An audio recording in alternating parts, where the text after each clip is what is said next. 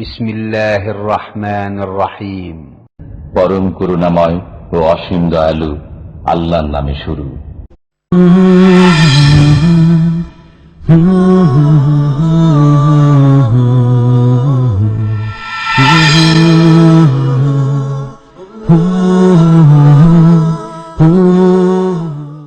ومن أحسن قولا ممن دعا إلى الله وعمل صالحا وقال إنني من المسلمين.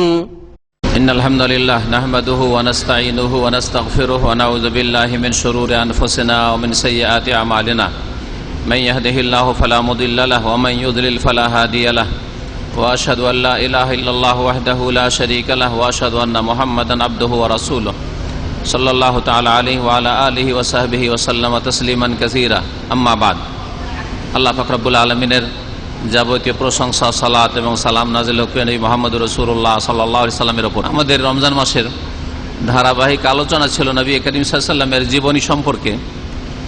আমরা নবী করিম সাল্লাল্লাহু আলাইহি সাল্লামের বয়সের ৩৫ বছরে পৌঁছেছি। এখান থেকে আজকে আলোচনা শুরু করব।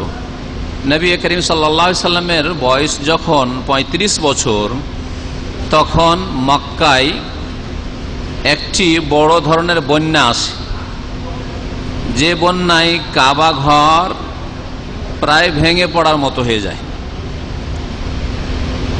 আর তার সাথে সাথে তার পূর্বে, এই বন্যা আসার পূর্বে কাবা ঘরে একবার আগুনও লেগেছিল, যার ফলে আগে থেকে আগুনে জ্বলেছিল, দুর্বল হয়েছিল।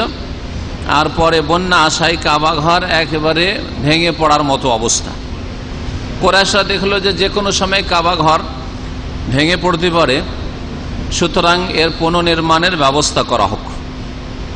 কিন্তু কাবা ঘর আল্লাহ পাকের ঘর, এই মক্কার মুশরিকেরা তার বড়ই এহতেরাম সম্মান করত, বড়ই ইজ্জত দিত, মর্যাদা দিত, কিন্তু তারা ভ্রান্ত ধর্ম পালন করত, শিরক কুফরিতে লিপ্ত ছিল। কাবার চারিদিকে তারা দেবদেবীর মূর্তির পূজা করত, বড় শিরক করত। বরং কাবার চারিদিকে ৩৬০টি মূর্তি দাঁড় করে রেখেছিল। ও হাউলাল কাবাতে সালাসমিয়া ও সিত্তুনা সানামান, হাদিসে রয়েছে। কাবার চারপাশে ৩৬০টি মূর্তি দাঁড় করে তারা পূজা করত। আর ঘরে ঘরে, বাড়িতে বাড়িতে কত যে দেবদেবীর মূর্তি ছিল আল্লাহ ভালো জানে। হিন্দুদের চাইতে মক্কার মুশরিকরা কম ছিল না। হিন্দুরা ৩৩ কোটি দেবতার পূজা করে, এদেরও হাজার হাজার লাখ লাখ দেবদেবী ছিল। কিন্তু তারা কাবার যেহেতু ইজ্জত করত, আর তাদের মধ্যে কিছু ভালো দিকও ছিল এই বড় শিরক কুফরির সাথে সাথে, যার ফলে তারা সিদ্ধান্ত নিল যে আল্লাহর ঘর যখন নির্মাণ করব, এতে আমরা একটি হারাম পয়সাও লাগাবো না, একটি হারাম পয়সা লাগাবো না। তাহলে মক্কার মুশরিকদের অবস্থা আর আমাদের দেশের মাজারপন্থীদের অবস্থা সেম, একই রকম। আমাদের দেশের কবর মাজারপন্থীরা বড় বড় শিরক করে, কিন্তু তাদের মধ্যে বেশ কিছু ভালো দিক আছে। দান খেরাত করে, গরিব মিসকিনকেও দেয়, দাড়িও রাখে, আর ঢিলা ঢালা পোশাকও পরে, আর ইত্যাদি যত ভালো কাজ হয় করে। রমজান মাসে রোজাও রাখছে, ইত্যাদি মেলা কিছু করছে। আর তারপরে রাসূলুল্লাহ সাল্লাল্লাহু আলাইহি ওয়াসাল্লামকে মহব্বতও করছে, কিন্তু মহব্বত করতে জানে না। মহব্বত করতে গিয়ে এমন মহব্বত করে ফেলে, যেমন কেউ যদি মহব্বত করতে গিয়ে বোনের সাথে, খালার সাথে, ফুফুর সাথে, মায়ের সাথে, স্ত্রীর মতো মহব্বত করে, তাহলে ও যেমন মার খাওয়ার যোগ্য অপরাধী, ঠিক তেমনি বিদআতপন্থীরা, মাজারপন্থীরা, কবর পূজারীরা, এরাও রাসূলুল্লাহ সাল্লাল্লাহু আলাইহি ওয়াসাল্লামের সাথে ওই রকম মহব্বত করে। এদের মহব্বত ঠিক ওই রকমই। আরে রাসূলুল্লাহ সাল্লাল্লাহু আলাইহি ওয়াসাল্লামের সাথে মহব্বত করতে হবে আল্লাহর হক কেড়ে নিয়ে নাকি ওকে সিজদা করা, নবীর কাছে চাওয়া, নবীর দরবারে হাজিরা দেওয়া, মাদাদ ইয়া রাসূলুল্লাহ করা, নবীর কাছে শুধু চাওয়া না, খাজা বাবার কাছে চাওয়া, বড় পীর গৌসে আজম বানিয়ে দিল, তাকে মহান উদ্ধারকারী বানিয়ে দিল, তার কাছে চাওয়া। তারা রোগ ভালো করে, বালা মুসিবত দূর করে।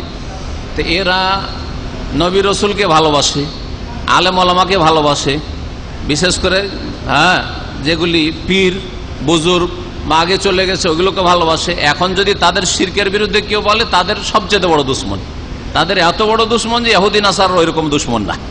কোরআন সুন্নাহর কথা যদি তাদের বলা হয়, তাওহীদ আল্লাহর একত্বের কথা, নবীর আদর্শের কথা যদি বলা হয়, দলিল খোঁজার কথা যদি বলা হয়, তো এত বড় দুশ্মন তাদের কাছে হয়ে যেতে হয় যে এত বড় দুশ্মন ইহুদি নাসারা হিন্দু কেউ নয়। বেনামাজি এত বড় দুশ্মন নয়, যত বড় দুশ্মন হচ্ছে সহি নামাজ পড়নেওয়ালা। সহি যদি কেউ নামাজ পড়ে রফায়দিনী করে দেয় আর আমিন জোরে বলে দেয়, তাহলে ও এত বড় দুশ্মন যে নামাজ না পড়লে অসুবিধা না, বাইরে বসে থাকো কিন্তু এইরকম নামাজ পড়তে পারবে না। এই হলো অবস্থা এদের। তো বলছিলাম যে সাদৃশ্যতা আছে আগের মুশরিকদের সাথে আর এখনকার শিরককারীদের সাথে, একটা সাদৃশ্যতা মিল আছে ভালো। ওরাও বেশ কিছু ভালো কাজ করত। তার একটা দিক হচ্ছে কাবা ঘর যখন তৈরি করব হারাম পয়সায় তৈরি করবো না। এখনো যারা কবর মাজার পূজারী, যদি মসজিদ তৈরি করতে হয়, হ্যাঁ, তাহলে মসজিদ হারাম পয়সা দিতে চাইবে না, সুদের পয়সা ঘুষের পয়সা দিতে চাইবে না, না হালাল পয়সা দিয়ে করবো, হালাল পয়সা দিয়ে রোজা ইফতার করাবো। তো ঠিক ওই রকম মক্কার মুশরিকরা কাবা ঘর তৈরি করব, তাদের সিদ্ধান্ত হলো আল্লাহ ইউদখিলু ফি নাফাকাতিহা ইল্লা তাইয়্যিবা। এই কাবা ঘর নির্মাণ করতে গিয়ে পাক পবিত্র হালাল পয়সা ছাড়া একটিও যাতে করে হারাম পয়সা না ঢুকে। ফালা ইউদখিলু ফিহা মাহরাবাগিন, সুতরাং ওদের মধ্যে একটা ব্যবসা ছিল নারী ব্যবসা, মাহরাবাগি, দাসীদেরকে দিয়ে তারা ব্যভিচার করাইতো, বেশ্যাবৃত্তি করাইতো। তো বেশ্যাখানার ইনকাম দিয়ে যেগুলি চলছে সেগুলো দিয়ে আমরা কাবা ঘর তৈরি করব না। ওয়ালা বাই আর রিবা, সুদের পয়সা দিয়ে আমরা কাবা ঘর তৈরি করব না। ওয়ালা মাজলামাত আহাদিন, আর কারো বেঈমানি আত্মসাৎ করা পয়সা, হারাম পয়সা, এইসব পয়সা দিয়ে আমরা এই কাবা ঘর নির্মাণ করব না। এই হলো তাদের সিদ্ধান্ত। কাবা ঘর তৈরি করতে গিয়ে হালাল পয়সার চাঁদা শুরু হলো, হালাল পয়সা পাক পয়সা দিয়ে চাঁদা শুরু হলো। চাঁদাতে কাবা ঘর তৈরি করা জুটে না, কাবা ঘর তৈরি করার পয়সা জুটে না।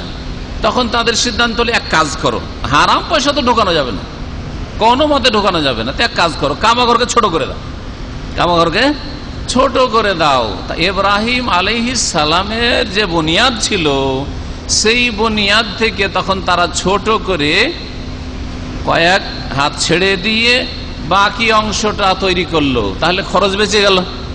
যে অংশটা এখনো মানুষ সমান করে ঘেরা আছে কিন্তু তার উপর কোনো ছাদ নাই, আর এদিক থেকে ঢুকান ওই দিক থেকে বেরিয়ে যান, এই রকমের মাঝে মাঝে একদিক বন্ধ করে দেওয়া হয়, একদিক থেকে শুধু ঢুকা হয়, এইরকম রাখা হয়েছে। যে জায়গাটার নাম কি বলতে পারেন? হ্যাঁ বলতে পারেন? কি বললেন? হাতিম একটা নাম, আর একটা নাম আছে এই জায়গার, আর একটি নাম আছে। এই জায়গার নাম হচ্ছে মাকাম ইব্রাহিম। না, মাকাম ইব্রাহিমে যেখানে ফজর নামাজ বেশিরভাগ ইমামরা পড়ে, ওই যে আপনার কাঁচের গ্লাস দিয়ে ঘেরা আছে, ওইটা হচ্ছে মাকাম ইব্রাহিম। জি, হিজর, ওর নাম কি? হিজর। সহিহ বুখারীতে রয়েছে যে মেরাজ থেকে রাসূলুল্লাহ সাল্লাল্লাহু আলাইহি ওয়াসাল্লাম ফিরে আসলেন, আসার পরে যখন বললেন যে আমি মেরাজে গেছিলাম, বাইতুল মুকাদ্দাস গেছিলাম, প্যালেস্টাইন গেছিলাম, তখন কাবার কাছে এইসব কথাবার্তা যখন শোনালেন কোরাইশদেরকে, তো কোরাইশরা নবী সাল্লাল্লাহু আলাইহি ওয়াসাল্লামকে ডাহা মিথ্যাবাদী বানিয়ে দিল। ফাকাজ্জাবাতনি কোরাইশ, সহিহ বুখারীর হাদিস রয়েছে যে কোরাইশরা আমাকে একবারে মিথ্যুক বানিয়ে দিল। আরে আরে কত ভণ্ড, কত মিথ্যুক! এতদিন তো আমাদেরকে ধর্মে এখানে ধোকা দিচ্ছিল, এখন বলছো আকাশে গেছে, এখন বলছে রাতের মধ্যে ওই 1 মাসের রাস্তা আমরা 1 মাসে যাই, 1 মাস আসে 2 মাস লাগে, আর এ বলছে যে রাতারাতি গিয়েছে আর ফিরে চলেছে, আর ওখান থেকে 7 আকাশের ওপরে গেছে। এই সব উদ্ভট কথা বলা শুরু করেছে। তারপরে মক্কার মুশরিকরা মনে করলো যে মুহাম্মদ রাসূলুল্লাহ সাল্লাল্লাহু আলাইহি ওয়াসাল্লামকে যদি জিজ্ঞেস করি, এটা সেটা প্রশ্ন করি, তাহলে জবাব দিতে পারবে না, তো তাকে মিথ্যুক বানিয়ে দেবো। বলে তুমি যে এতে গেছো, বাইতুল মুকাদ্দাস গেছো, তো বলো তো বাইতুল মুকাদ্দাসের কয়টা দরজা আছে, হ্যাঁ কয়টা জানলা আছে, বাইতুল মুকাদ্দাসে ঢুকলে ডান দিকে কি আছে, বাম দিকে কি আছে, উত্তরে কি আছে, পশ্চিমে কি আছে, পূর্বে কি আছে, ইত্যাদি যখন জিজ্ঞেস করা শুরু করলো, তখন নবী সাল্লাল্লাহু আলাইহি ওয়াসাল্লাম বলছেন যে আমি তো আর জানি না ওগুলো, আর কে বা দেখতে যায়, আমাদেরকে এখানে 17 বছর থাকি, তারপরে যদি জিজ্ঞেস করেন সূক্ষ্মভাবে যে যাওয়া পাসপোর্ট অফিসের সামনে কি আছে, পিছনে কি আছে, বড় জিনিসগুলো বলতে পারবো, বড় বড় জিনিসগুলি বলতে পারবো, কিন্তু যদি বলেন যে একটা অফিস আছে, ছোট্ট একটা অফিস, ওই অফিসটা বলতে পারবো না। পর প্রয়োজনই বাকি যে এক একটা জিনিস কয়টা দরজা আছে, কয়টা জানালা আছে, যদি আমার ইসলামিক সেন্টারে জিজ্ঞাসা করেন আর 50 বছরও থাকি তাও বলতে পারবো, 50 বছর থাকি, তাও এই মূল্যবান জীবনকে দরজার জানালা গণার জন্য আল্লাহ দিয়েছেন নাকি যেগুলো করবো? তো নবী সাল্লাল্লাহু আলাইহি ওয়াসাল্লাম কি ওগুলো করতে গেছেন? নবী সাল্লাল্লাহু আলাইহি ওয়াসাল্লাম বলছেন আমি জবাব দিতে পারলাম না। তাহলে কি বোঝা গেল? যে নবী সাল্লাল্লাহু আলাইহি ওয়াসাল্লাম আলেমুল গায়ব নন, হাজির নাজির নন। হাজির নাজির বেরুলিবিরা, কবর পূজারীরা বলে নবীকে যে সব জায়গায় হাজির। তাহলে নবী তো ওখানে ফিলিস্তিনে হাজির, বাইতুল মুকাদ্দাসের কাছে হাজির নাজির। নাজির মানে দেখছেন, আর হাজির মানে উপস্থিত। তাহলে নবী কেন পেরেশান হবে? নবী বলবেন যে ঠিক আছে বলছি বলো।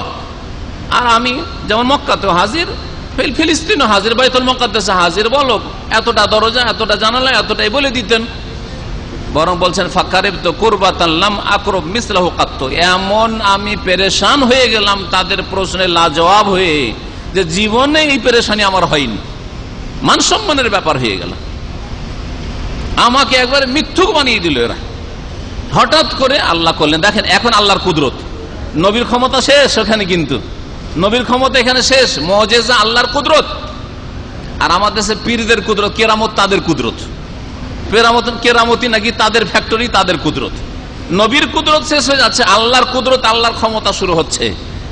নবী সাল্লাল্লাহু আলাইহি ওয়াসাল্লাম বলছেন ফাজাল্লাল্লাহু লি বাইতুল মুকাদ্দাসে, আল্লাহ পাক রব্বুল আমার জন্য বাইতুল মুকাদ্দাসকে আমার সামনে স্পষ্ট করে দিলেন, টিভির পর্দার মতো করে। 1400 বছর আগে নবী সাল্লাল্লাহু টিভি দেখেছেন, আল্লাহর টিভি, আল্লাহর তৈরি করা টিভি, বুঝছেন না? হ্যাঁ, আল্লাহর তৈরি করা স্যাটেলাইট, হ্যাঁ দেখছেন। ফাজাল্লাল্লাহু লি বাইতুল মুকাদ্দাসে, বাইতুল মুকাদ্দাসকে আল্লাহ পাক রব্বুল আমার সামনে নিয়ে এসে একবারে পরিষ্কার করে দিলেন। ওয়াকুনতু ফিল হিজরে, আর সেই সময় আমি কোথায় ছিলাম? হিজরে দাঁড়িয়েছিলাম। শুনলেন এখন হিজরের নামটি, এই জায়গাটির নাম হিজরে বলা হয়, সহিহ বুখারীতে রয়েছে। ফাতাফাকতু উখবিরুহুম আন আয়াতিহি, তারপরে এক একটা নিদর্শন সম্পর্কে, লক্ষণ সম্পর্কে বলতে শুরু করলাম। এখন জিজ্ঞেস করো, তারপরে বলতে লাগলাম নবী সাল্লাল্লাহু আলাইহি ওয়াসাল্লাম জিজ্ঞেস করো কি কয়টা দরজা? গণেন এতটি দরজা আছে বাইতুল মুকাদ্দাসের মসজিদে, মসজিদে আকসায়, এতটি জানালা আছে। হ্যাঁ, ডান দিকে আছে, বাম দিকে আছে, সামনের দিকে আছে, পেছন দিকে এই আছে, সব বলে দিলেন রাসূলুল্লাহ সাল্লাল্লাহু আলাইহি ওয়াসাল্লাম, সব বলে দিলেন। কাফেররা চুপ হয়ে গেল, চুপ হয়ে গেল। কাবা ঘর পুনর্নির্মাণের সময়, পুনর্নির্মাণ করলে ভাঙতে হবে, একবারে ভেঙে পড়া অবস্থায়, ভাঙা ভাঙা অবস্থা হয়ে আছে, কিন্তু ভেঙে ফেলতে হবে। এ তো আল্লাহর আযাব গজব বলে ভয় হয়ে গেল মক্কার মুশরিকদের। তার মানে কি বোঝা গেল? যে মক্কার মুশরিকেরাও আল্লাহর আযাবকে ভয় করত, হ্যাঁ, আল্লাহর গজবকে ভয় করত। তাহলে বোঝা গেল যে শুধু আল্লাহর গজবকে, আযাবকে ভয় করলে জান্নাত পাওয়া যাবে না, ওর সাথে তাওহীদ, আল্লাহর একত্ব লাগবে। কাফের মুশরিকরা আল্লাহর গজবকে তো ভয় করত, কিন্তু আল্লাহর তাওহীদ প্রতিষ্ঠা করত না। এখনো মেলা হিন্দু আছে যারা মধ্যমপন্থী, হ্যাঁ, যারা নমনীয় মুসলিমদের সাথে ভালো ব্যবহার, তার বাবরি মসজিদ ভাঙার পক্ষে নয়। এখনো তারা আবার আল্লাহর গজব নামবে, হ্যাঁ, অভিশাপ নেমে আসবে যারা এইসব কাজ করেছে। কিন্তু মুশরিক তারা, কিন্তু তারা কাফের, কারণ আল্লাহর একত্ব বিশ্বাসী নয়, আল্লাহর তাওহীদ প্রতিষ্ঠা করে না। তাহলে মুসলিম সমাজের যারা কবর মাজার পূজা করে, যারা মাজারে সেজদা করে, মাজারে গিয়ে চাদর চড়ায়, মাজারে গিয়ে ফুল চড়ায়, মাজারে গিয়ে যারা খাসি মোরগ জবাই করে, মাজারে গিয়ে মনে করে বাবা আমাকে ধন্য করে দিবে, বাবা আমার মনের কামনা বাসনা পূরণ করবে, রোগ ভালো হবে, বালা মুসিবত দূর হবে, ছেলে মেয়ে দেবে, যারা মনে করে, এরা তো শিরককারী, বড় শিরককারী। এদের আল্লাহকে ভয় করা আর নেক আমল কিছু করা কি জান্নাতে নিয়ে যেতে পারবে? কখনো পারবে না। আর এগুলি আমার কথা না, কোরআন কারীমের কথা। লাইন আশরাকতা লা ইয়াহবাতান্না আমালুকা, হে নবী তুমি যদি শিরক করো, আর সমস্ত নবীকে এইভাবে আল্লাহ করেছেন, সূরা জুমারে বলছেন, তাহলে তোমার সমস্ত আমল ধ্বংস হয়ে যাবে, সমস্ত আমল ধ্বংস হয়ে যাবে। সূরা আনামে আল্লাহ বলছেন, 18 জন নবীর কথা বলার পরে বলছেন ওয়ালাউ আশরাকু লাহাবিতা আনহুম মা কানু ইয়ামালুন। এই 18 জন নবী, নূহ আলাইহিস সালাম থেকে শুরু করে মুহাম্মদ রাসূলুল্লাহ সাল্লাল্লাহু আলাইহি ওয়াসাল্লাম পর্যন্ত 18 জন নবীর কথা এক জায়গায় বয়ান করেছেন। তারপরে এক রুকুতে বয়ান করে বলছেন যে এরাও যদি শিরিক করতো লাহাবিতা আনহুম মা কানু ইয়ামালুন, তাদের আমলগুলি সবগুলি ধ্বংস হয়ে যেত। কিয়ামতের দিনে যারা শিরিক করে, শিরকের অবস্থায় মারা গেছে, আল্লাহ তাদের আমল সম্পর্কে বলছেন সূরা নূরে যে ওয়াল্লাযিনা কাফারু আমালুহুম কাসারাব, তাদের আমলগুলি মরিচিকার মতো হবে। মরিচিকাকে মানুষ চিকচিক করে যখন নদীর চরে, তখন বালিগুলি, তখন মনে করে যে পানি, আর যত কাছে আসে আর পানি পাওয়া যায় না। বলছিলাম যে তারা ভয় করলো যে আল্লাহর ঘর, কাবা ঘরকে ভাঙবো বা কি করে। কিছুদিন আগে নবী সাল্লাল্লাহু আলাইহি ওয়াসাল্লামের জন্মের বছর, নবী সাল্লাল্লাহু আলাইহি ওয়াসাল্লাম 35 বছরের ঘটনা বয়ান করেছে, 35 বছর বয়সে, তার মানে 35 বছর আগেই আবরাহা কাবা ঘর ভাঙতে এসেছিল। তখন আবরাহার সেনাবাহিনী সবকে আল্লাহ ধ্বংস করেছেন। সূরা ফিলে রয়েছে, তারমিহিম বিহিজারাতি মিন সিজিল, ছোট ছোট কঙ্কর আর পাথর দিয়ে আল্লাহ পাক ধূলিসাৎ করে দিয়েছেন এই আবরাহার সেনাবাহিনী আর হাতিগুলিকে। এদেরও ভয় লাগলো। কিন্তু তাদের এক নেতা ছিল ওয়ালিদ বিন মুগীরা। ওয়ালিদ বিন মুগীরা বলল যে ইন্নাল্লাহ লা ইউহলিকুল মুসলিহিন। দেখো, আমাদের উদ্দেশ্য খারাপ নয়। কাবা ঘর ভাঙা দুটো উদ্দেশ্য হইতে পারে, একটা হচ্ছে ধ্বংস করার জন্য আর একটা হচ্ছে পুনর্নির্মাণের জন্য। ভেঙে পড়তে যাচ্ছে, কখন কার উপরে ভেঙে পড়ে, তো কাবা ঘরটা আমরা নতুন করে তৈরি করব। আর আমরা হচ্ছে সংস্কারক, আমরা বিশৃঙ্খলা সৃষ্টিকারী নয়, মুফসিদিন নই। আমরা অশান্তি করার জন্য আসেনি, আমরা ধ্বংস করার জন্য আসেনি, বরং আমরা সংস্কার করার জন্য এসেছি। তারপরে সে শুরু করলো, আর তার দেখা দেখি সবাই কাবা ঘরকে ভাঙা শুরু করলো। ভাঙা শেষ হলো, আর তারপরে বানাইতে শুরু করলেন। বানাইতে যখন শুরু করলেন, সেই সময় প্রত্যেক গোত্র অংশ নিলেন। যতগুলি বংশ ছিল মক্কার, সবগুলি গোত্র বংশ তাতে অংশ নিলেন। কাঁধে করে পাথর বয়ে বয়ে নিয়ে আসা, আর কেউ পাথর বসাচ্ছে, কেউ পাথর এনে দিচ্ছে, এইসব কাজে লাগলেন। এমনকি রাসূলুল্লাহ সাল্লাল্লাহু আলাইহি সাল্লাম এবং তার চাচা আব্বাস দুইজনই লাগলেন। রাসূলুল্লাহ সাল্লাল্লাহু আলাইহি সাল্লামের বয়স তখন 35 বছর। রাসূলুল্লাহ সাল্লাল্লাহু নিজের কাঁধে করে পাথর বয়ে নিয়েছেন কাবার পুনর্নির্মাণের জন্য এই বয়সে। কাবার নির্মাণে রাজমিস্ত্রি, যে মেন রাজমিস্ত্রি ছিল, সে ছিল একজন রোম দেশের লোক, রোমান। আর রোম মানে ইউরোপের, যার নাম বাকুম ছিল।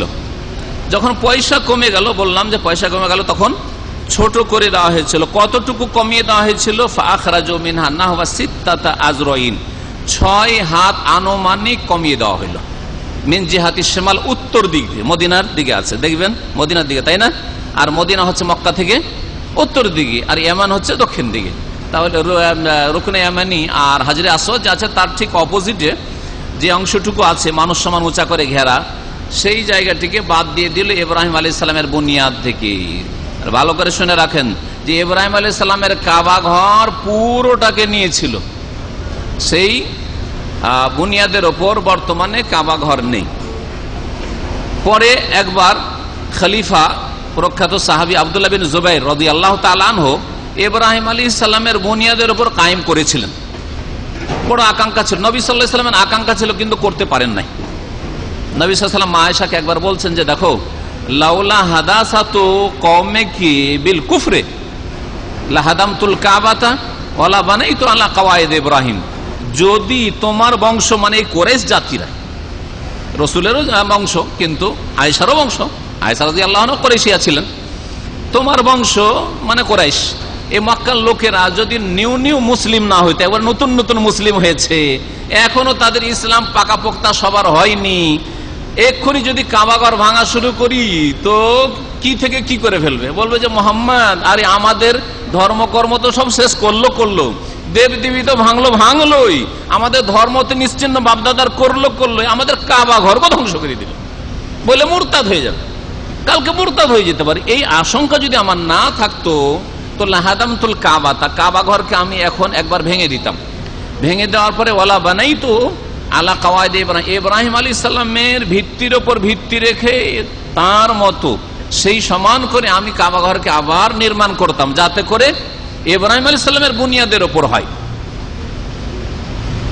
এই আকাঙ্ক্ষা রাসূলুল্লাহ সাল্লাল্লাহু আলাইহি ওয়াসাল্লাম করেছিলেন, কিন্তু বাধা কি ছিল? বাধা ছিল জাতির কুফরি, জাতির গুমরাহি, জাতির বিভ্রান্তি। তাহলে এই একটা হিকমত, যারা ইসলাম প্রচারের কাজ করবেন, যারা দাওয়াতের কাজ করবেন, দেশে গিয়ে হক কথা তুলে ধরবেন, এই হিকমত অবশ্যই অবলম্বন করতে হবে। আপনাকে সব জায়গায় সব কথা বলা যাবে না, সব জায়গায় একই রকম ভাষায় কথা বলা যাবে না। আপনি যে ভাষা আপনার ছেলেদের সাথে বলছেন, সেই ভাষা আপনি ভাতিজার সাথে বলবেন, সেই ভাষায় আপনি গ্রামের অন্যান্য ছেলেদের সাথে বলবেন, যেই ভাষায় আপনি আপনার অধীনস্থ লোকদের গ্রামে, আপনি ধরেন একটু যাদের লোক, নেতৃস্থানীয় ব্যক্তির গ্রামের অধীনস্থ লোকদের বা আপনার চাইতে যারা জুনিয়র লোক, তাদের সাথে যেই ভাষায় আপনি সম্বোধন করছেন, একটা চেয়ারম্যান, একটা এমপি, একটা দেশের রাষ্ট্রনেতা, তার সাথে ওই ভাষায় কথা বলবেন? কাম ভালো হবে না, বিগড়ে যাবে, আরো ক্ষয়ক্ষতি ইসলামের হবে। আপনি ইসলাম প্রচার করলেন না, ইসলামের ক্ষয়ক্ষতি করলেন। উদ্দেশ্য আপনার ছিল ইসলাম প্রচার করা। তো যেখানে যেভাবে ইসলাম পৌঁছালে ইসলাম পৌঁছিবে আর ইসলামের প্রচার প্রসার ঘটবে, ওইভাবে ইসলামের কথা পৌঁছাতে হবে। লুকিয়ে রাখার নাম হিকমত নয়। যেমন আমাদের কিছু মুসলিম ভাইরা আর কিছু মুসলিম বক্তারা বলে থাকে যে সব জায়গায় সব কথা বলতে হবে না, মানে চিরকাল বলতে হবে না। চিরকাল বলতে হবে না কথা নাই, বলতে হবে, কিন্তু সবটার সময়কাল আছে। একসাথে সবগুলি কথা বলতে হবে না, যেমন এর আগে আমি বলেছি, একটা নতুন মুসলমান আজকে হলো, আর ও দেখছি টাকনার নিচে কাপড় আর মুখ দিয়ে ওগুলো বিড়ি সিগারেটের গন্ধ আছে, কালিমা পড়াইলাম, 5 ওয়াক্ত নামাজ শিখালাম, সাথে বলছি যে আপনার মুখ দিয়ে গন্ধ আসছে। না, এটা ঘৃণা ছড়িয়ে দিলাম না, এটা ভালো কাজ হলো না। প্রথম দিন একটা নিউ মুসলিমকে, একটা লোক 1 ওয়াক্ত নামাজও পড়ে না, তাওহীদও বুঝে না, শিরকও বুঝে না, ও কবর মাজার যে শিরক তাও বুঝে না, আর ওর টাকনার নিচে কাপড় দেখে প্রথম বললাম যে আপনার কাপড় হারাম। এইটা ইসলামের প্রচার হইল না, ইসলামের দাওয়াত দেওয়া হইল না। হ্যাঁ, আপনি গাছের ওই শাখা প্রশাখা থেকে শুরু করবেন, পাতা থেকে শুরু করবেন না, আপনি শিকড় থেকে শুরু করবেন? শিকড় থেকে আপনাকে শুরু করতে হবে, কাণ্ড থেকে শুরু করতে হবে। সুতরাং এই বিষয়গুলি হচ্ছে হিকমত। এই জন্য দেশে গিয়ে আপনার প্রথম রাফায়দান নিয়ে কারোর সাথে ঝামেলা শুরু করে দিবেন, রাফায়দানি কেউ করতে দিচ্ছে না আর আপনি করবেন না, এটা আপনার বাড়াবাড়ি। যেমন ওদের বাড়াবাড়ি আপনাকে করতে দেবে না, তেমন আপনি যে কোনো মতে আমি রাফায়দানি করবো সুন্নাত, তখন এইটাও ভুল কথা আপনার। আর এইরকমই আমিন আপনাকে জোরে বলতে দেবেন, গায়ের জ্বালা তাদের আমিন জোরে বললে। তো আপনি এখন আমিন জোরে বলবেন, অথচ আপনি একা, 1 জন 2 জন, ওরা হচ্ছে 50 জন 100 জন। না, এটা কাজ আপনার হেকমতের কাজ না। হেকমতের কাজ হচ্ছে যে ওদের মধ্যে বড় বড় শিরক আছে, বিদাত আছে, নাওয়াইতর বিদাত আছে, মিলাদের বিদাত আছে, শবে বরাতের বিদাত আছে, ওই মাজারে চাদর চড়ার বিদাত বরং শিরক আছে, তাবিজের শিরক আছে। এগুলি কি দূর করেন? নামাজ ছাড়ে তারপরে নিজেকে পাকা মুসলমান মনে করে, অথচ নামাজ পড়লে মুসলিম থাকে না। তো নামাজের গুরুত্বটা তাদেরকে বুঝান, নামাজটা পড়ুক, যে কোনো রকম পড়া শুরু করুক, তারপরে নামাজের কারেকশন করবেন। এগুলি হচ্ছে হেকমত। নবী করিম সাল্লাল্লাহু আলাইহি সাল্লাম আকাঙ্ক্ষা করেছিলেন যে কাবা ঘরকে ভাঙার আমার ইচ্ছা হচ্ছিল, কিন্তু এই কুরাইশরা সব নতুন নতুন মুসলমান, কালকে বলবে যে মোহাম্মদ সব শেষ করে দিল, কাবা ঘরটাকেও শেষ করে দিল, দিয়ে মুরতাদ হয়ে যেতে পারে, সেই জন্য করলাম না। আব্দুল্লাহ বিন জুবাইর রাদিয়াল্লাহু তাআলা আনহু যখন খলিফা হলেন মক্কাতুল মুকাররমায়, তখন তিনি বললেন যে না, আমি এই কাজ করতে পারবো। এখন তো আলহামদুলিল্লাহ মুসলিম, পুরাতন মুসলিম, আর নিউ মুসলিম নাই, আর এই ফিতনার আশঙ্কা নেই যে কেউ মুরতাদ হবে, ইসলাম শক্তিশালী। তখন ইব্রাহিম আলাইহিস সালামের বুনিয়াদের উপর কাবা ঘরকে তৈরি করেছেন আব্দুল্লাহ বিন জুবাইর রাদিয়াল্লাহু তাআলা আনহু, এবং তিনি বারহাক খলিফা ছিলেন। কিন্তু হাজ্জাজ বিন ইউসুফ জালেম যখন মক্কায় গিয়ে আব্দুল্লাহ বিন জুবাইরের পতন ঘটাবার জন্য হামলা করলো আর আব্দুল্লাহ বিন জুবাইরকে শহীদ করলো, তার বিশাল লম্বা ঘটনা রয়েছে। বানু উমাইয়ার যুগে সে কুফার গভর্নর ছিল, আর বড় জালেম গভর্নর ছিল। এই হাজ্জাজ বিন ইউসুফ জালেম লাখ লাখ মানুষকে খুন করেছে, তারপরেও তার বিরুদ্ধে বিদ্রোহ করে সাহাবায়ে কেরামরা বেরোয়নি, কারণ বেরিয়ে যে লাভ করা যাবে না, লস হবে। আর যারা বেরিয়েছে লস হয়েছে, যদি দেখেন জালেম চরম শক্তিশালী, তার বিরুদ্ধে বেরিয়ে যাওয়া হচ্ছে হাতির সামনে বিড়ালের বেরিয়ে যাওয়া। তো হাতির সামনে বিড়াল বেরিয়ে যাওয়া এটা বাহাদুরি নয়, বরং হাতির সামনে হাতি হওয়ার চেষ্টা করেন। হ্যাঁ, কমপক্ষে হাতি না হইতে বলে উঠ হওয়ার চেষ্টা করেন, বাঘ হওয়ার চেষ্টা করেন, তারপরে আপনি তখন মোকাবিলা আসেন। এখানেও হিকমতের প্রয়োজন, যে হিকমতগুলি আমাদের দেশে নেই, আর যার ফলে ইসলামের কল্যাণ করতে গিয়ে অকল্যাণই করে, ইসলামের কল্যাণ করতে গিয়ে অকল্যাণই করে থাকে, বরং তারা অনেক নাজায়েজ কাজে লিপ্ত হয়, ভাঙচুর করে, হ্যাঁ, অগ্নিসংযোগ করে, জনসাধারণের গাড়ি বাড়ি পুড়িয়ে দেয়, কত কি করে। বরং সরকারি অফিসই যদি ধ্বংস করে বা নষ্ট করে, ভাঙচুর করে, সেটাও জনগণের, সরকারের কথা। সরকার 5 বছর পরে মাস সালামা বিদায়। হ্যাঁ, গণতান্ত্রিক দেশ, তাহলে তো জনগণের জিনিস। এইসব বিষয়গুলি আমার দেশের লোকেরা বুঝে না, মোটা খায় মোটা বুঝে, মনে করে যে মারপিট করতে পারলেই কাজ হয়ে গেল, আর ভাঙচুর করতে পারলেই কাজ হয়ে গেল, আর রাস্তার গাড়ির চাকা বন্ধ করতে পারলেই মনে হয় ইসলামের বড় খেদমত হয়ে গেল। এগুলো ফালতু কথা, এগুলো পশ্চিমারা শিখিয়েছে, এগুলি ইহুদি নাসারারা শিখিয়েছে, ইসলাম শিখায়নি। ইসলাম যে শিখিয়েছে সেটা আইম্মায়ে কেরাম পালন করেছেন। ইমাম আবু হানিফার যুগে, ভালো করে শোনেন, 4 ইমামের যুগে, ইমাম আবু হানিফার যুগে, শাফিঈর যুগে, মালিকের যুগে, আহমদের যুগে, এই সবগুলি যুগে জালেম শাসক ছিল। শুনে রাখেন ভালো করে, সব একবারে নেক পরায়ণ, একবারে আল্লাহওয়ালা শাসক ছিল না। জালেম শাসক ছিল। তারা কেউ খরচ করে বেরিয়ে যাও, ইনকিলাব জিন্দাবাদ, রাখবো না, উল্টে দেবো, পাল্টে দেবো, এইসব করেন নাই। অথচ তাদেরকে জেলে দেওয়া হয়েছে। ইমাম আবু হানিফাকে জেলে রাখা হয়েছে, ইমাম আবু হানিফাকে জেলে রাখা হয়েছে। ইমাম আহমদ বিন হাম্বলকে কোড়া লাগানো হয়েছে, এত বেশি তাকে ব্যত্রাঘাত করা হয়েছে যে আল্লাহ বাঁচিয়েছেন। যারা দেখেছেন অবস্থা তারা বলছেন যে কোনো হাতিকে যদি এইরকম কোড়া লাগানো হইতো তো হাতি বাঁচত না, আল্লাহ কারো হায়াত রাখলে বাঁচতে পারে। ইমাম মালিক রহমতুল্লাহ আলাইহিকে যখন কোড়া ব্যত্রাঘাত করা হইলো, জালেম শাসক নিজের মতো একটা ফতোয়া চাই, নিজের খেয়াল খুশি, জবরদস্তি তালাক নেবে, তালাককে জায়েজ করতে হবে, এই ধরনের কিছু ফতোয়া ছিল। কারণ একটা হয়তো সুন্দরী রমণী পেল, ওর মন হয়ে গেল যে ওকে বিয়ে করবো, তো জালেম শাসক চাই যে ওটাকে বিয়ে করবো, তো এখন কি করে বিয়ে করবো, তো বিবাহিতা, তখন ওই জবরদস্তি ওর কাছে টিপসই নিয়ে তোর কাছ থেকে কেড়ে নিয়ে বিয়ে করবে, এটাকে হালাল করাবে ইমাম মালিককে। ইমাম মালিক বলছেন না, তালাক হয়নি। আর ও তালাক দিবে না কি করে, তালাক ওর স্ত্রী, ওটা সে গরিবের স্ত্রী হোক না কেন। এই ফতোয়া না পায় এমন মার দিল, ব্যত্রাঘাত করলো। ইমাম মালিক আমাদের মতো লোক না, আমাদের তো একটা সামান্য ছড়িও আমাদের উপর আসেনি, হ্যাঁ, আমাদের উপরে একটা পাথর কঙ্করও আমাদের উপর কেউ ফেলেনি, তারপরে আমরা এত ভয় পাই ইসলামের কথা বলতে। ইমাম মালিক রহমতুল্লাহকে এত বেশি কোড়া লাগানো হয়েছিল যে হাতগুলো এগুলো উপড়ে গিয়েছিল, আর উঠতো না। নামাজ পড়তে পারতেন না, নামাজ পড়তেন তো হাত উঠাইতে পারতেন না, হাত বুকে বাঁধতেও পারতেন না, রফায়দান করা তো দূর করে বুকে বাঁধতে পারতেন না। মালিকিরা ওইটা গিনিয়ে এনেছে। ইমাম মালিক বেচার হাত উঠাইতে পারতেন না, হাত ছেড়ে নামাজ পড়েছেন। এখন মালিকি মযহাবের অন্ধ মুকাল্লিদরা ওই হাত ছেড়ে নামাজ পড়াই নিয়ে নিয়েছে। হাত ছেড়ে নবী সাল্লাল্লাহু আলাইহি ওয়াসাল্লাম জীবনেও নামাজ পড়েননি, ইমাম মালিকও জীবনে নামাজ পড়েননি। যদি এইরকম অবস্থা তার দুর্দশা না হইতো তো না তিনি হাত ছেড়ে নামাজ পড়তেন না। এই রহস্যগুলি আপনাদেরকে জানতে হবে। মযহাব আল্লাহ পয়দা করেননি, আর মযহাব রাসূলুল্লাহ পয়দা করেননি, মযহাব চার ইমামও পয়দা করেননি, এগুলো আমরা নিজেরা পয়দা করেছি। আমাদেরকে এই চার মযহাবের সমন্বয় করে কোরআন হাদিস মানতে হবে। চার মযহাবের সমন্বয় করে যেটা কোরআন হাদিসের কাছাকাছি হবে সেটা মানতে হবে। সেটা ইমাম আবু হানিফা রাহমাতুল্লাহ আলাইহির কথা হইতে পারে, আর সেটা ইমাম শাফিরও কথা হইতে পারে কোন কোন ক্ষেত্রে, ওইটা ইমাম মালিকেরও হইতে পারে, আবার ইমাম আহমদ বিন হাম্বলেরও কথা হইতে পারে। যাই হোক, এই ক্ষেত্রে শুধু ইঙ্গিত করলাম যাতে করে আমাদের দেশে যে গোঁড়ামিগুলি রয়েছে, যে আল্লাহর ফরজ করে দেওয়া হয়েছে এগুলোকে 130 ফরজ, আর চার মযহাব 4 ফরজ। চার মযহাব 4 ফরজ, তো 4টা ফরজ মানেন, একটা কেন মানছেন? আমি যুক্তিতে মানুষকে জিজ্ঞেস করি যে 4টা ফরজ না, তো 4টা ফরজের 4টা না পালন করতে হবে, না একটা পালন করলেই হবে? আপনার যদি বলি যে 5 ওয়াক্ত নামাজ ফরজ কিনা, বলেন নামাজ কয় ওয়াক্ত ফরজ? 5 ওয়াক্ত। তো 5 ওয়াক্ত পড়া লাগবে না 1 ওয়াক্ত পড়লে হবে? 1 ওয়াক্ত পড়লে হবে না? তো আবার হানফি হলে কি করে হয়ে যাবে যে শুধু হানফিতে একটা ফরজ আদায় করলেন? শুধু সাফি হইলেন, ইন্দোনেশিয়া, মালয়েশিয়া, কেরালা সাফি, তো 1 ফরজ আদায়, 3 ফরজই ছুটে গেল।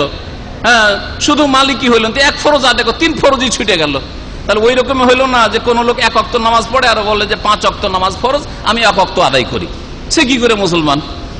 4 ওয়াক্ত ছাড়লো। ওই রকমই হলো মযহাবধারী লোকদের অবস্থা। সুতরাং মযহাবের বিষয়টাকে আপনারা পড়ার চেষ্টা করুন, বুঝার চেষ্টা করুন যে এই মযহাবগুলি হচ্ছে আমাদের মতামত।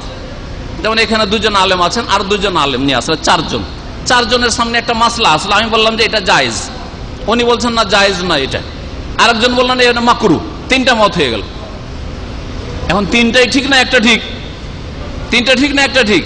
একটা ঠিক। হয় আমার কথা ঠিক, না আমারটা ভুল, ওনার কথা ঠিক, একটা ঠিক। ঠিক ওই রকমই, ঠিক ওই রকমই। তারা বড় বড় আলেম ছিলেন, এর বেশি কিছু ছিলেন না।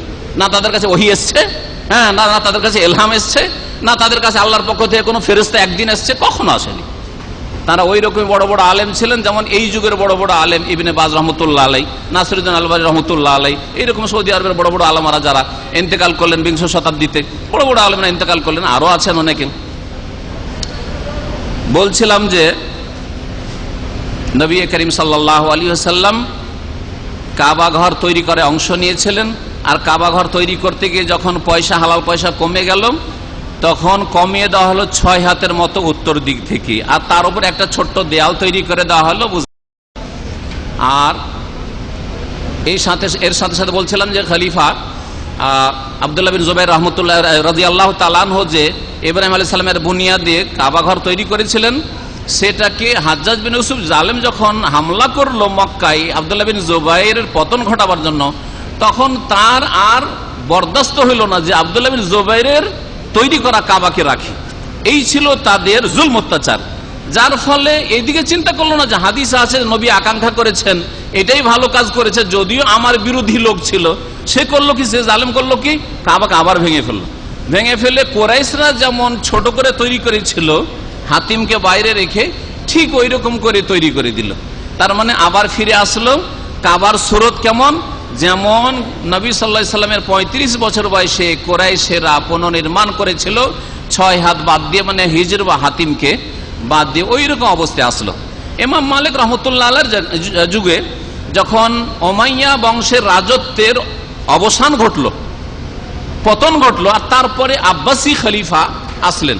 আব্বাসী খলিফার দ্বিতীয় ব্যক্তি খলিফা মানসুর, আবুল আব্বাস সাফা প্রথম, আর তারপরে খলিফা মানসুর যে হারুন রশিদের বাবা। এই খলিফা মানসুরের যুগে ইমাম মালিক রহমতুল্লাহ আলাইহি 4 ইমামের এক ইমাম ছিলেন। ইমাম মালিকের কাছে ফতোয়া জিজ্ঞেস করলেন যে কাবা ঘর তো রাসূলুল্লাহ সাল্লাল্লাহু আলাইহি ওয়াসাল্লাম ইব্রাহিম আলাইহিস সালাম বুনিয়াদের উপর তৈরি করার আকাঙ্ক্ষা করেছিলেন, আর আব্দুল্লাহ বিন জুবাইর রাদিয়াল্লাহু তাআলা তৈরিও করেছিলেন, কিন্তু আবার হাজ্জাজ ভেঙে দিয়ে আবার ছোট করে দিয়েছে, আমরা চাইছি আবার বড় করে তৈরি করব, আবার বড় করে। আপনার ফতোয়া এখন? ইমাম মালিক বললেন, দেখেন আর ভাঙিয়েন না, যা আছে তাই থাকতে দেন, আর কাবাকে ভাঙিয়েন না। কারণ যদি কাবা এরকম করে ভাঙাভাঙি শুরু হয়, যখনই এক এক রাজা আসবে, বাদশাহ আসবে, নিজের খেয়াল খুশি ভাঙা শুরু করবে।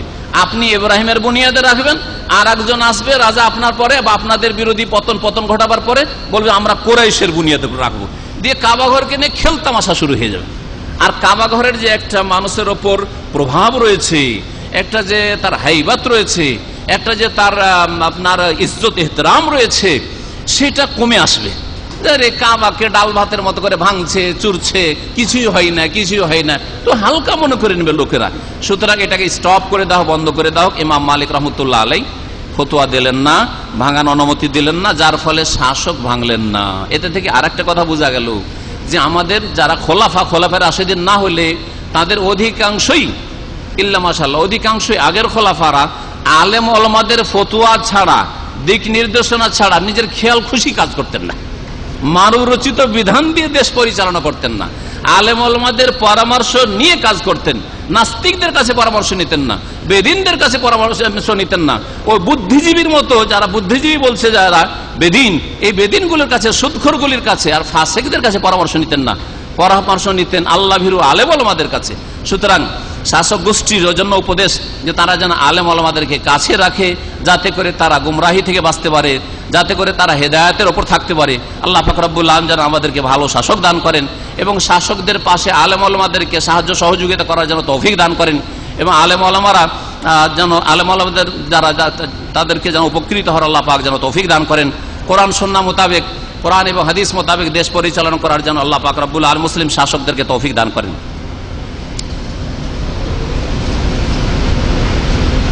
যখন কাবা ঘর হাজরা আসওয়াদ পর্যন্ত উঠলো, হাজরা আসওয়াদ তো দেখছেন, হাজরা আসওয়াদ পর্যন্ত যখন কাবা ঘর উঠে গেল, তখন হাজরা আসওয়াদ কে রাখবে এই নিয়ে দ্বন্দ্ব শুরু হলো। সবাই বলছে না আমি রাখবো, ও বলছে আমি রাখবো, এই গোত্র বলছে আমরা রাখবো, আমরা রাখবো, ঝগড়া শুরু হলো। এমনকি মনে হচ্ছে যে কাবা ঘরের হাজরা আসওয়াদ পাথরকে রাখা নিয়ে মারামারি শুরু হয়ে যাবে আর একে অপরকে খুন করে ফেলবে। 4 দিন 5 দিন পর্যন্ত এরকম ঝগড়া দ্বন্দ্ব চলতেই থাকলো। হারাম, মনে হইলো যে হারামে, আল্লাহর ঘরের আশেপাশে, কাবার পাশে মনে হয় যুদ্ধ শুরু হয়ে যাবে। আবু উমাইয়া ইবনুল মুগীরা মাখজুমি একজন লোক বড় হিকমত কৌশলের সাথে বলল, আর বড় বয়সপ্রাপ্ত লোক আর বড় বুদ্ধিমান লোক ছিলেন এই লোক, সে একটি প্রস্তাব পেশ করলো, বললো যে এক কাজ করো, আমরা আজকে ছেড়ে যাই, আর আগামী কালকে ফজরের আগে আগে যে প্রথম কাবা ঘরে এসে ঢুকতে পারবে, যে প্রথম আসতে পারবে, সেই হাজরা আসওয়াদ উঠিয়ে রাখবে, অথবা সে যাকে দিয়ে উঠাবে, যে আগে আসতে পারে, তার বিচার আমরা সবাই মেনে নেব। সবাই একমত হয়ে গেল। আল্লাহ পাকের ফয়সালা ছিল প্রথম ব্যক্তি এই সিদ্ধান্তের পরে রাসূলুল্লাহ সাল্লাল্লাহু আলাইহি সাল্লাম ফজরের আগে এসে হাজির। রাসূলুল্লাহ সাল্লাল্লাহু আলাইহি সাল্লাম মাত্র 35 বছর বয়স, 60, 70, 80 বছর, 90 বছরের লোকেরা মক্কায় রয়েছে, কেউ পৌঁছিতে পারেনি। মুহাম্মদ রাসূলুল্লাহ সাল্লাল্লাহু আলাইহি সাল্লামকে আল্লাহ পাক পৌঁছিয়ে দিয়েছেন। তখন সকলে এক বাক্যে রাজি হয়ে গেল, কারণ নবী সাল্লাল্লাহু আলাইহি সাল্লামের চারিত্রিক দিক থেকে তারা একেবারে সন্তুষ্ট ছিল। আর এখনো দিনের কথা আসেনি, নবী হননি, 35 বছর বয়স, সুতরাং তাদের নবী সম্পর্কে কোনো দ্বিমত ছিল না মোহাম্মদ রাসূলুল্লাহ সাল্লাল্লাহু আলাইহি ওয়াসাল্লাম সম্পর্কে। তারা বলল হাযাল আমিন, ইনি হচ্ছেন বিশ্বস্ত, রাদিনাহু, একে আমরা পছন্দ করি। হাযা মুহাম্মাদুন, ইনি হচ্ছেন মুহাম্মদ, মুহাম্মদের কথা অবশ্যই আমরা মানব। তারপরে রাসূলুল্লাহ সাল্লাল্লাহু আলাইহি ওয়াসাল্লাম একটি চাদর দিলেন, আর চাদরে ওই হাজরে আসওয়াদ কালো পাথরটি রাখলেন। আর রাখার পরে বললেন যে প্রত্যেক বংশ থেকে আসো, আর এক একজন প্রতিনিধি দাও, একটা করে কোনা চাদরে ধরবে। প্রত্যেক গোত্র থেকে একজন করে আসো আর চাদরে কোনা ধরো। ছোট একটা পাথর তো সবাই মিলে ধরা যাবে না, কিন্তু চাদর অনেকে ধরা যাবে। হ্যাঁ, অনেকগুলি গোত্র, সবাই একজন একজন করে প্রতিনিধি দিতে পারবে, তোমাদের একজন করে প্রতিনিধি দাও। প্রত্যেক গোত্র থেকে এক একজন চাদর ধরলো, আর তারপর চাদরটা ধরে যখন হাজরে আসওয়াদ সহ উঠালো ওপরে সকলে, তখন রাসূলুল্লাহ সাল্লাল্লাহু আলাইহি ওয়াসাল্লাম হাজরে আসওয়াদটাকে নিয়ে যেই জায়গায় সেট করার, যেখানে হাজরে আসওয়াদের জায়গা, সেখানে রেখে দিলেন। এইভাবে সকলেই সন্তুষ্ট হয়ে রাসূলুল্লাহ সাল্লাল্লাহু আলাইহি সাল্লামের এই বিচার বা সিদ্ধান্ত সালিসকে মেনে নিল। নবী করিম সাল্লাল্লাহু আলাইহি সাল্লাম নবী হওয়ার আগেও বড় চরিত্রবান ছিলেন। এটি আরবদের মাঝে একেবারে প্রসিদ্ধ ছিল। তিনি জীবনে কোনো পাপের কাছে যাননি। জেনা, ব্যভিচার তো দূরের কথা, কোনো মহিলার সাথে নির্জনে কথা বলা অথবা রসিকতা করা না, বড়ই লজ্জাশীল মানুষ ছিলেন। নবী সাল্লাল্লাহু আলাইহি ওয়াসাল্লাম সম্পর্কে হাদিসে আছে যে কুমারী মেয়েরা, ষোড়শী, 15-16 বছরের মেয়েরা, এইসব মেয়েরা কত লজ্জাশীলা হয় যদি স্কুল কলেজে না পাঠান। আর সহশিক্ষায় পাঠিয়ে দিলে লজ্জার গর্দা উড়ে যায়, লজ্জার আর কিছু থাকে না। যুবকদের সাথে চোখে চোখ মিলিয়ে কথা বলে এত হিম্মত হয়ে যায় যে আরো মেয়ে থাকে না, তখন ও পুরুষ সেজে যায়। হ্যাঁ, তখন ছেলে সেজে যায়, সাবালক, একবারে সাবালিকা থাকে না, তখন সাবালক শিয়ানা হয়ে যায়। আজকাল আমাদের দেশের বা যে কোনো দেশের, মুসলিম দেশের, যেসব দেশে পর্দা নেই সেসব দেশের মহিলাদের অবস্থাটা এরকম। যেসব দেশে সহশিক্ষা, একসাথে লেখাপড়া, ছেলে মেয়েদের, যুবক যুবতীদের, তাদের অবস্থা এরকম, তাদের মেয়েদের অবস্থা এরকম। আজকাল মেয়েরা লজ্জা করে না, আমাদেরকে লজ্জা করে পালাইতে হয় রাস্তা ছেড়ে। মেয়েরা সদর রাস্তা দিয়ে বুক ফুলিয়ে চলে আসছে। আরে বাবা, আপনি কোন দিকে হটবেন, হটেন, আর না হলে আপনাকে ধাক্কা দিয়ে চলে যাবে, এগুলো অবস্থা আছে। তো এগুলি কিসের কুফল? এই হারাম কাজের। এক হারাম বহু হারামকে টেনে নিয়ে আসে, একটি নাজায়েজ কাজ, হারাম কাজ বহু হারাম কাজকে টেনে নিয়ে আসে। এই সহশিক্ষা হারাম, হাই স্কুলে হোক, জুনিয়র স্কুলে হোক, আর উচ্চ মাধ্যমিকে হোক, আর স্কুল, কলেজ, ইউনিভার্সিটিতে হোক, সহশিক্ষা হারাম। ভালো করে শুনে রাখেন। আর আলহামদুলিল্লাহ, আলহামদুলিল্লাহ, এই সুন্দর দৃশ্য আপনি সৌদি আরবে দেখছেন। কেজিতে একসাথে লেখাপড়া পাবেন না আপনি। সৌদি আরবের স্কুলে কেজিতে একসাথে লেখাপড়া পাবেন না, প্রাইমারি স্কুলে মোটেই পাবেন না। আমার ছেলেমেয়েরা লেখাপড়ে প্রাইমারি স্কুলে একসাথে, 5 বছর 6 বছরের ছেলে মেয়ে একসাথে সহশিক্ষা পাবেন না আপনি। অথচ 9 বছর 10 বছর পর্যন্ত যদি একসাথে লেখাপড়া করে, হয়তো ওই রকমের ফিতনার আশঙ্কা নেই, ফিতনার আশঙ্কা নেই। তারপরেও ছেলে এবং মেয়ে প্রকৃতি রয়েছে, নেচার রয়েছে, এখান থেকে ফিতনা শুরু হইতে পারে। হ্যাঁ, যার ফলে আল্লাহ রাব্বুল আলামিন এই দেশকে হেফাজতে রেখেছে। বলেন আলহামদুলিল্লাহ। সৌদি আরবের ভালো জিনিসগুলি নজরে আসে না, ওই জন্য একটা দেখালাম। এইরকম অসংখ্য ভালো দিক আছে, ভালো করে দেখেন, চোখ খুলে, অন্তর্দৃষ্টি দিয়ে দেখেন, আর 2 চোখ খুলে দেখেন। জি হ্যাঁ, 2 চোখ খুলে দেখেন যে এখানেও আলহামদুলিল্লাহ মেয়েরা যদি পর্দা, বিনা পর্দাতে স্কুল ড্রেস পরে বোরখা ছাড়া স্কুলে যায়, যেতে পারবে? যেতে পারবে? যাক তো দেখি। আরো মজার কথা শুনেন, এখানে বোরখা কয়েক রকম আছে। এগুলো টাইট বোরখা আছে, হ্যাঁ, বিদেশি বোরখা যেগুলো, বা টাইট বোরখা আছে। আর একটা হচ্ছে আরবি বোরখা, আবাই আলা রাস, এখান থেকে, মাথা থেকে, এই ঘাট থেকে না, এখান থেকে না। এখান থেকে তো অধিকাংশগুলো আজকাল বেহায়া বা এমনি সাধারণগুলো ব্যবহার করছে, কিন্তু আরবি যেটা বোরখা সেটা আবাই আলা রাস, মাথা থেকে। স্কুলে আবাই আর রাস মাথা থেকে ছাড়া, এখানে কাঁধের বোরখা পরে কেউ যদি যায়, কাঁধে বোরখা পরে আছে আর মাথা ঢেকে আছে, সব মুখ ঢেকে আছে, সব ঢেকে আছে, আলাদা ওড়না দিয়ে, তবুও অনুমতি নেই। ভালো করে শুনে রাখেন, আপনারা খবর রাখেন না। আমার মেয়েদের জন্য একটা বোরখা, দেশি বোরখা একটু রাখতে হয়, ঢিলা ঢালাই, কিন্তু দেশি বোরখা রাখতে হয়, কারণ ওগুলো পছন্দ করে, সুবিধা একটু এখান থেকে। আর স্কুলে মাদ্রাসা যাওয়ার জন্য, স্কুলে মাদ্রাসা মানে আমাদের দেশে মাদ্রাসা না, মাদ্রাসার গুলো তো, আমাদের দেশে মাদ্রাসা আর স্কুল আলাদা। মাদ্রাসা মানে যেখানে ইসলাম পড়া হয় মাদ্রাসা, আর যেখানে দুনিয়া পড়া হয়, ইসলাম পড়া হয় না, ইসলাম থেকে মূর্খ রাখা হয়, সেটা হচ্ছে স্কুল। না না না, স্কুলের আরবি হচ্ছে মাদ্রাসা, আর মাদ্রাসার ইংরেজি হচ্ছে স্কুল আর বাংলা বিদ্যালয়। বুঝা গেছে? সুতরাং মাদ্রাসা বললো সৌদি আরবে স্কুল, আর স্কুল বললেও মাদ্রাসা, একই জিনিস। এখানে দিন আর দুনিয়ার শিক্ষার আলাদা কোনো প্রতিষ্ঠান নেই। কোথাও গিয়ে সৌদি আরবে পাবেন না যে এই স্কুলটাই দিন পড়া হয়, ধর্ম পড়া হয়, আর এই স্কুলটা হচ্ছে অন ইসলামিক পড়া, দুনিয়া পড়ানো হয়, সায়েন্স আর টেকনোলজি শুধু পড়ায়, এইরকম কোনো স্কুল পাওয়া যাবে না। এই জন্য সৌদি আরবের ডাক্তার হোক, আর ইঞ্জিনিয়ার হোক, আর বৈজ্ঞানিক হোক, আর রাজা হোক, আর মন্ত্রী হোক, আর শুরার মেম্বার হোক, সকলকে ওই সিলেবাস তাওহীদ, হাদিস, ফিকহ ওই সব পড়তে হয়েছে, যেটা এখানকার বড় বড় শেখদেরকে ওই সিলেবাস পড়তে হচ্ছে, একই পড়তে হবে। মক্কার ইমামকে যে সিলেবাস পড়তে হয় সেটা এখানকার ডাক্তার ইঞ্জিনিয়ারদেরকেও পড়তে হয়, কোনো পার্থক্য নেই। এটা হচ্ছে ইসলামিক সিলেবাস, এই সিলেবাস হইতে হবে দেশে। আল্লাহ পাক যেন তৌফিক দান করেন। আর দিন দুনিয়ার শিক্ষাকে আলাদা করে দেওয়াই হচ্ছে সেকুলারিজম, ধর্ম নিরপেক্ষতা। আরে পার্লামেন্টে যদিও ধর্ম নিরপেক্ষতা না থাকে, যখন ধর্ম শিখার জন্য মাদ্রাসা আর দুনিয়া শিখার জন্য স্কুল, তার মানে সেখানেই ধর্ম নিরপেক্ষতা রয়েছে, সেখানেই সেকুলারিজম রয়েছে। এটাকে বাতিল ঘোষণা করতে হবে, একে শেষ করতে হবে। আর আমাদের দিন দুনিয়া দুটোর সমন্বয়ে শিক্ষা প্রতিষ্ঠান কায়েম করতে হবে। সবগুলি শিক্ষা প্রতিষ্ঠানে এবং সিলেবাসে পরিবর্তন নিয়ে আসতে হবে, তাকে সংস্কার করতে হবে, যাতে করে আমাদের ছেলেরা দারোগা পুলিশ হওয়ার সাথে সাথে, ডিসি আর এসপি হওয়ার সাথে সাথে, আর বড় বড় অফিসার হওয়ার সাথে সাথে, আর বড় বড় মন্ত্রী মিনিস্টার হওয়ার সাথে সাথে মুসলিম হয়, নামাজি হয়, তাওহীদ বুঝে, শিরিক বুঝে, সুন্নাত বুঝে, বিদআত বুঝে। বড় বড় মন্ত্রী মিনিস্টার আর বড় বড় এসপি আর ডিসি, কিন্তু তাকে বলেন যে শিরিক বুঝে। শিরিক আবার কি জিনিস? শিরিক আমি বুঝি না। সুন্নাত আর বিদআত আবার কি জিনিস? আমি ওইটা বুঝি না, আমি বুঝি না। এ হলো মুসলমান। এ মুসলমান হে জিনে দেখ কে শর্মা ইহুদ। এসব মুসলমানকে দেখলে ইহুদি কো লজ্জা লাগে যে এরা যে কোন মুসলমান, তাওহীদও বুঝে না, শিরকও বুঝে না, আর না সালাত নামাজও বুঝে না, আর দুরুদও বুঝে না, কিছুই বুঝে না। নবী করিম সাল্লাল্লাহু আলাইহি ওয়াসাল্লাম বড় চরিত্রবান ছিলেন।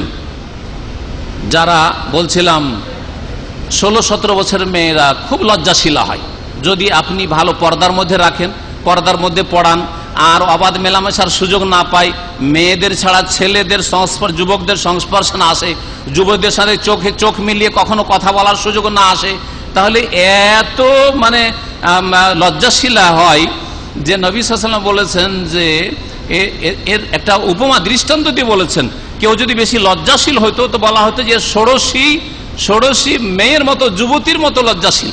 তা নবী সাল্লাল্লাহু আলাইহি ওয়াসাল্লাম সম্পর্কে এরকম হাদিস রয়েছে যে যেই মেয়ে বিয়ে হয়নি, এখনো লজ্জাতে বাড়ির বাইরে কোথাও বেরোয় না, সে কোনোদিন স্বামীর মুখও দেখেনি, কোন যুবকের চেহারাও দেখেনি, ওর চাইতে বেশি লজ্জাশীল ছিলেন রাসূলুল্লাহ সাল্লাল্লাহু আলাইহি সাল্লাম। আর 2 নম্বরে নবী সাল্লাল্লাহু আলাইহি ওয়াসাল্লাম সাহাবায়ে কেরামদের মধ্যে লজ্জাশীল সবচেয়ে বেশি ছিলেন উসমান রাদিয়াল্লাহু তাআলা। উসমান রাদিয়াল্লাহু তাআলা বড়ই লজ্জাশীল ছিলেন।